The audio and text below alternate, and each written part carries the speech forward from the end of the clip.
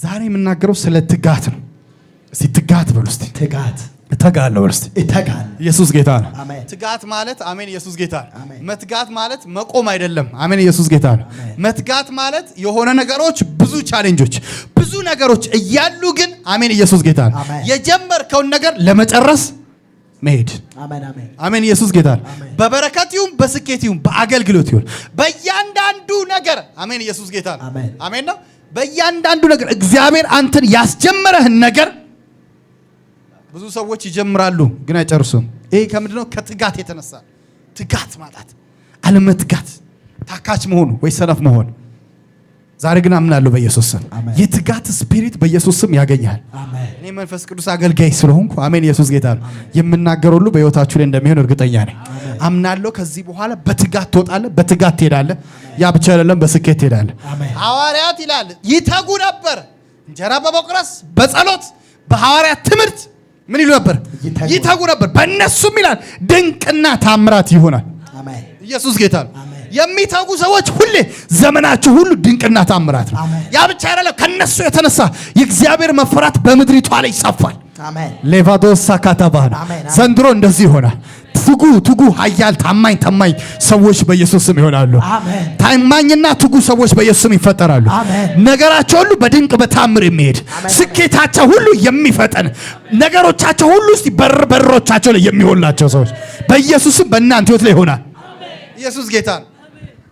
ኢትዮጵያን በእንደዚህ አይነት ነገር በጣም እንታማለን። ትጉዎች አይደለንም፣ ግን ወርድ ማውጣት መዝራት ምናምን ላይ ጎበዝ ነን። አሁንም በዚህ ዘመን ይሁን የሚመጣውም ታምራት ፕሮፌሲ የሚሆን ሚራክል የሚሆን የማንኛውም ነገር የሚመጣው ብሬክ ስሩ ያደርግልሃል። አዎ ያደርግልሃል። ግንስ እንደ ቅጠል ቦግ ብለን እንድታቆም አይደለም። አሜን ኢየሱስ ጌታ። ትጋት ሲኖር ደግሞ ያንን ነገር አሜን ነው እስከ ጥግ ይዘው እንድትሄድ ኢየሱስ ጌታ ነው። ትጋት ሲመጣ ያንን ነገር እስከ ጥግ ይዘት ይሄዳል። መጽሐፍ ቅዱስ ላይ አሜን ኢየሱስ ጌታ ነው። ጳውሎስ ሲናገር ሩጫዬ ምን ብያለሁ አለ። ኢየሱስ ጌታ ነው። ትጉ ሰዎች ይጨርሳሉ። የተጉ ሰዎች ይጨርሳሉ።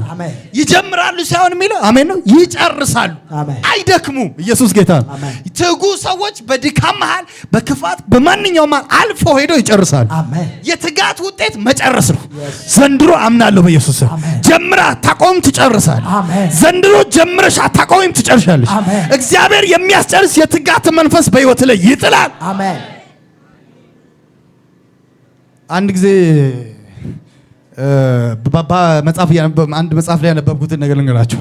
በ1951 52 አካባቢ ኃይለ ሥላሴ ወደ ደቡብ ኮሪያ ሄዱ።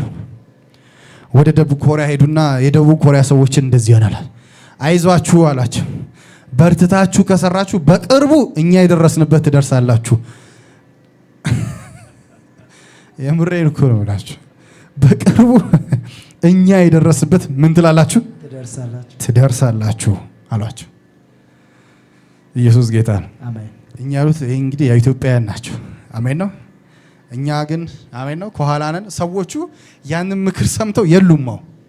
እኛ እነሱ ላይ ለመድረስ እኔ አላቅም ስንት ዓመት እንደሚቀር ጌታ ይወቀው፣ ግን በቅርቡ እንደርሳለን የሚል እምነት ነው ያለኝ እኔ። ኢየሱስ ጌታ ነው። አሜን ነው። አሜን። የተጉ ሰዎች ዛሬ ሳውዝ ኮሪያን ብታያት ከበለጠጉ ሀገሮች 10 ሀገሮች ቢቀሩ 10 ውስጥ አለችበት። 10 ሀገሮች ቢቀሩ በኢኮኖሚ ብትል በስኬት ብትል በእያንዳንዱ ነገር ብትል ትላንትና እኛ ግን አይገርም እንቀድም ነበር። ለቻይና እኮ ኢትዮጵያ እኮ ስንት ሺህ ብር አበድራለች? 30 ምናምን ዶላር ይሁን 30 ሺህ ብር ብቻ አላቅም ቁጥሩን፣ ግን ለቻይና እኮ ብር አበድራለች እኮ ኢትዮጵያ። እኛ ኢትዮጵያን እንጀምራለን ግን አንጨርስም። ዘንድሮ ግን አምናለሁ የመጨረስ ስፒሪት ይመጣል። አሜን። የትጋት መንፈስ ይወድቅብናል። ስንፍና ሁሉ በኢየሱስ ስም ይነቀላል። አሜን። ትጋት ትጉ ሰዎች የሚቀመጡበት ሰፈር ሁሉ የጨለማ ሰፈር ቢሆን ለነሱ ግን በዛ በጨለማ ውስጥ ውጤት ማምጣት ነው የሚታያቸው። ትጉ ሰዎች ባሉበት ሰፈር በተቀመጡበት ሰፈር በሚያስጨንቅ ሰፈር ሰው ሲሉ ትጉ ሰዎች ግን በዛ ውስጥ መልካም ነገር ይታያቸዋል። አሜን።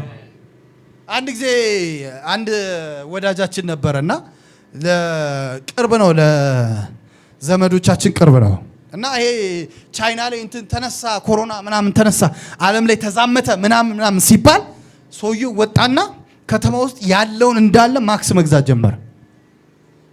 ማስክ ነው ማስክ ነው ማስክ እሺ ዳርሳሳተይ ኢየሱስ ጌታ የከተማው ማስክ ሰብስቦ አስቀመጠ ቤቷ መጣ የሚገርማችሁ ብዙ አልቆየም ከሆነ ሰዓት በኋላ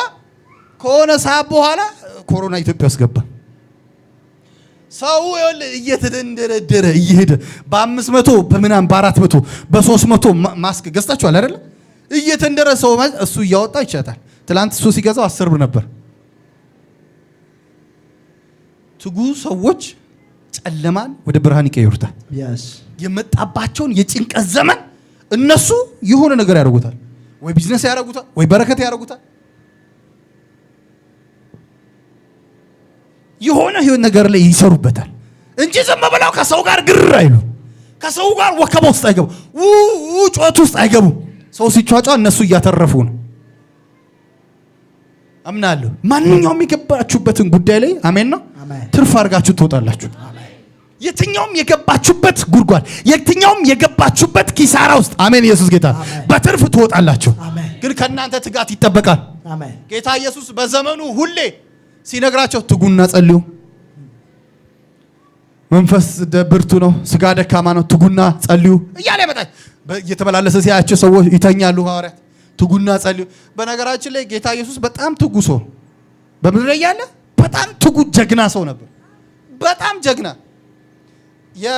ያው እንዲ ፐርፌክትሊ አልተቀመጠም እንጂ በመጽሐፍ ቅዱስ ላይ ከጌቴሰማኔ ከሰማሪያ ከምናምን ይሄ እንዲ የሄደበት መንገድ ይላሉ ይሄ ረጃጅም መንገዶች ሄዷል በዘመኑ 3 ዓመት ተኩል ነው ያገለገለው በ3 ዓመት ተኩል ውስጥ ግን ረጃጅም መንገዶችን ሄዷል ኢየሩሳሌም ይመጣል ትንሽ ቦታ ነው በውርጭ ምናምን ሄደው እንጂ ነፉን በእግር በምናምን የተጓዘው ትንሽዬ በባህር ላይ ሄዷል ረጅም መንገድ ግን በምድር ላይ ተጉዟል ረጅም መንገድ የተጓዘው ምናልባት ብለው ከካርታ ወስደው ደማምሮ ሲሆን ኦልሞስት ጌታ ኢየሱስ ወደ 1000 ማይል ሄዷል በእግሩ ወደ 1000 ማይል አምላክ እኮ ጌታ እኮ ነው ሂዝ አኖይንትድ እኮ የተቀባ ነው እኮ የፈለገውን ማድረግ እኮ ይችላል ፕሌን ማዘዝ ይችላል መሮጥ ይችላል ግን በዛው ትጋትን ያስተምራቸዋል በእግሩ ይሄዳል ኦልሞስት 1000 ማይል ሄዷል 1000 ማይል ማለት እስቲ እንደኛ እንዲገባን ኦልሞስት ወደ 1600 ኪሎ ሜትር 1600 ኪሎ ሜትር ያ ማለት ጌታ ኢየሱስ በ3 ዓመት ተኩሉ አገልግሎቱ አዋሳ ወደ 5 ጊዜ 6 ጊዜ ደርሶ መጥቷል በእግሩ በ3 ዓመት ተኩል ውስጥ በእግሩ እየተጓዘ በእግሩ እንዴ ደረጃ ወጣችሁ እንዴት ነው የምትሉት ቤት ውስጥ ወይ ስራ ቦታ የሆነ ደረጃ ወጣችሁ እንዴት ነው የምትሉት ትንሽ የታክሲ መንገድ ላይ በእግር ወጣችሁ እንዴት ነው የምትሉት ጌታ ኢየሱስ አዋሳ ምናምን ደርሶ መልስ ወደ 6 በ3 ዓመት ተኩል ውስጥ ሄዷል በእግር ነው ሲሄድ ሲመጣ ማለት አስቡት ምን ያህል ትጉ እንደነበር መጽሐፍ ቅዱስ የኤማውስ ሰዎች ሲናገሩ እዚህ ከተማ አልነበርክም ይላል በስራ በቃል ምን የነበረ ብርቱ የነበረ ነብይ ነበር ይላል ብርቱ ታታሪ ነው አፕዴት ያደርጋል ያነባል እያንዳንዱ በቃል ከእግዚአብሔር ቃል ነው የሚመልስላቸው እኮ እያንዳንዱ ኢሳይያስ ላላነበባችሁም እንዴ ይላቸዋል እያንዳንዱ ነገር ዳዊት እንዲህ ሲል አልሰማችሁም እንዴ አብርሃም እንደዚህ ሲል አልሰማችሁም እያንዳንዱ ከእግዚአብሔር ቃል ይነግራቸዋል ትጉ ነበር አኖይንቲንግ ብቻ አይደለም ትጉም ነበር ይራመዳል ይሄዳል አገልጋይ ኮንክ ትጋ ሰራተኛ ኮንክ ትጋ በእያንዳንዱ ነገር ትጋ እውነቴን ነው ምንም አይጠቅመን ቤት ውስጥ 30 ደቂቃም ቁጭ አልክ 40 ደቂቃም ቁጭ አልክ ሌሊት ተነስተህ በእግር ሞካ አድርገህ ስራ ቦታ ለምን 12 ሰዓት ተኩል አትደርስም ግባ ምንም 10 ደቂቃ ብተኛ ምንም የሚጠቅም ነገር የለም ስንፍናን ትረጫለህ በኢየሱስም ብለህ ለማብሰት ተነስተህ ግባ ግዴታ 2 ሰዓት ተኩል ብዙ የኛ ሀገር ሰው እኮ ይገርማል እንደዚህ እንደነ ሃይሌት እንዲ ተናንቆ 2 ሰዓት ተኩል ስራ ይገባል አንገት ለአንገት ተናንቆ መግባት እየቻለ 1 ሰዓት ተኩል ነፍሱስ ከሚጠፋ ምንም እኮ ልዩነት የለው በጌታ ፊት እኔ በፊት ኮንስትራክሽን ሰራ ነበር ያው በጌታ ፊት ነው ብላችሁ ሳይት ምገኘው በቃ ላንድ ምናምን ጉዳይ ላይ ሳይት ያውም ሳይቴ ቡልቡላ ነበር እና ግን በጌታ ፊት ነው ብላችሁ ሁሌ ይደርሳል ሁሌ ቀድሜ በቃ ቁጭ እላለሁ በቃ ፀሐይ ሞቃለሁ በቃ ገብቼ ፀሐይ በሞቅ ይሻለኛል ብዬ ልክ የተወሰነ ሰዓት ያቺን ሰዓት ካረፈድኩ በቃ ነፍሴ እስከምትወጣ በቃ ከዛ መኪና ከዚህ መኪና ከዚህ ስሯሯጥ ለምን ትሯሯጣል? ትንሽ አንድ ቀን ካረፈድኩ እኮ ትንሽ ታይማን አንድ ወደዚህ ካረኩ ሩቁን አመጣበት መንገድ ስራችሁን እንኳን ታታሪዎቹ ነው ትጉዎቹ ነው ቀድማችሁ ተገኙ አርፍደው ውጣ ምንም ችግር የለም። የኛ አገልግሎት እውነቴን ነው። አገልግሎት ላይ ራሱ ቸርች ራሱ ሰው መጥቶ አይቷል። በሳምንት የሚመጣው እኮ በሳምንት እኮ አንዴ ነው እሁድ ነው የሚመጣው ከ4 ሰዓት እስከ 6 ወይ እስከ 7 ሰዓት ቢቆይ እኮ መጥቶ እንኳን ቸርች እንኳን ግራ ይገባዋል። የትም አይሄድም። ዘሎ ከቤት ወጥቶ ከቸርች ውጣ ብሎት ይወጣል። የትም አይሄድም እኮ ቤቱ ነው የሚሄደው። ቤቱ ከዛ ረጅም ሰዓት ይቀመጣል። ቸርች እንኳን እንዳንቀመጥ ትጋት የለን። የእግዚአብሔርን ቃል እንዳንሰማ እንኳን ትጋት የለን። እውነቴን ነው የምላችሁ። ቁጭ ብለንም ይሄንን ሃይላንድ በዚህ ጋር እናስቀምጠዋለን፣ በዚህ ጋር እናዞረዋለን። በዚህ ተወው ውስጥ ይቀመጥ የትም ምን ችግር አለ? የእግዚአብሔርን ቃል ላይ ፎከስ እናድርግ፣ እንትጋ። ለእያንዳንዱ ነገር ለመስማት እንትጋ፣ ለማድረግ እንትጋ። ምንም የትም ላኔ በሳምንት ሁለት እኮ ነው በሳምንት አንድ የሚመጡ ሰዎች አሉ። በእርግጠኝነት አሁን እናንተ ሐሙስ እና ብዙዎቻቸውን ሐሙስ እዚህ ያመጡ የምትመጡት እሁድ ነው በብዛት። ለምን ያው እዚህ ሐሙስም ያው ፕሮግራም አለ፣ ኢቭን ማክሰኞም ሌላ ሰው ነው በብዛት ይመጣ። እዚህ ውስጥ የመጣችሁ ሰዎች ግን እሁድ የምትመጡ በሳምንት ቢያንስ 2 ሰዓት መጣችሁ ቢባል በወር 8 ሰዓት ነው የመጣችሁት። ኢቭን ተውስ በአመት እንኳን ቢያንስ 80 ሰዓት ነው። 80 ሰዓት ማለት እርግጠኛ ነኝ 4 ቀን ወይ ምናምን ነው ከወር ውስጥ የመጣችሁት። ከማን ነው ከአመት ውስጥ የመጣችሁት 4 ቀን ወይ 5 ቀን ሙሉ መደዳውን የመጣችሁት ማለት ግን በዛችም ታይም መጣችሁ ነክታችሁ ለመሄድ ነው የምትሄዱት። እውነቴን ነው። የሆነ አፍሪካ ሀገር ሄጄ ነበርና እኔ ራሱ ደነገጥኩ። እንግዲህ አገልጋይ ነኝ ጸልዬ ሙሉ ምናምን በቃ ማለት ጸልያለሁ ረጅም ሰዓት ምናምን ላይክ ግን እነሱ ቦታ አገር ሲሄድ እኔ ራሴ አነስኩኝ። አንተ የኢትዮጵያ ሲስተማችን ሙሉ ለሙሉ መቀየር አለበት። ሙሉ ገባንና ቸርች ለዛ ለምሳ የሆነ ሻይ ውጡ ተባለ። ከዛ በኋላ ወጣን። ኖርማል ፕሮግራም እኮ ነው። ኖርማል ፕሮግራም ኮንፈረንስ ሻይ ምናምን ወጣን። ወደ 8 ሰዓት ላይ ምናምን ገባን። ከዛ በኋላ ወርሺፕ የተደረገ የተለያየ ሰው ነው የሚጸልየው። እንደኛ ሀገር አንድ ሰው ሰብኮ አይሄድም። አንዱ ሰብኮ ሲጨርስ ሌላ አንደኛው ደግሞ ይመጣል። ትንሽ ወርሺፕ እናደርግ ከዛ ሌላ አንደኛው ደግሞ ይመጣል። እሱን ትሰማለህ። በዛ ሁሉ መሃል እንዴ እነዚህ ሰዎች አያልቁም። እኔ ግራ ገባኝ፣ ኮንፊውዝ ሆንኩ። 8 ሰዓት ያዩት 12 ሰዓት ሆነ፣ 1 ሰዓት ሆነ፣ 2 ሰዓት ሆነ፣ 3 ሰዓት ሆነ።